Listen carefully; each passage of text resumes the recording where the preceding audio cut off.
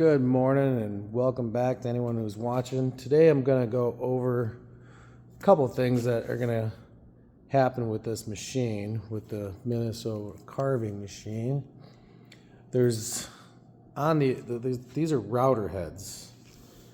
They're belt driven router heads, and I can see that. But they have a manual oiling cups that go on the top. And like I said, on anything you buy from the 1950s, good luck trying to find actual parts for them. So I have a couple. This one, the actual collet itself had been broken, snapped off, and obviously got used for spare parts for some of the other cutter heads that are missing, or cutters. And then there's the actual mounting bracket for the piece that when you put it in the machine, that's going to go in and sit. It's hard to adjust it just right and get it in there, and then the little teeth on there will hold it and grab. Well, the back side doesn't have the teeth. It has the centering pin, but it doesn't have any teeth. And I'm assuming these routers they're probably going close to 30,000 revolutions per minute. And when I end up pulling the actual cutters back to cut on the back side, a lot of times that bit will grab if I'm not taking super shallow cuts or just kind of dig into it a little bit too deep. It'll grab the wood. They'll grab the wood from the back here and snap off a big chunk. And then what I was doing was kind of overcompensating with trying to get it to keep from wiggling, because if the piece wiggles as the router head's hitting it, it grabs it and it kicks it off the machine, which can be a little dangerous.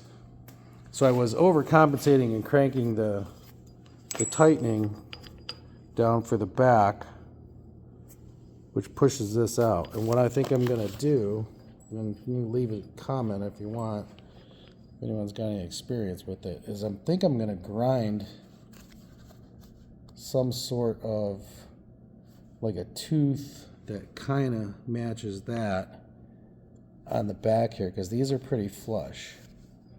Those are pretty flush.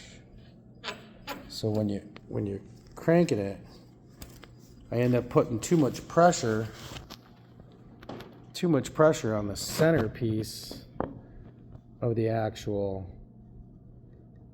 handle, and then being wood, it bows it up or down,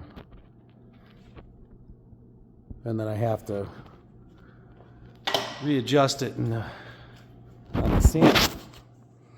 So there's a couple, I guess, upgrades I'm gonna make to this, and then I have to try to find this little cap here, the little oiler, because I'm missing a couple.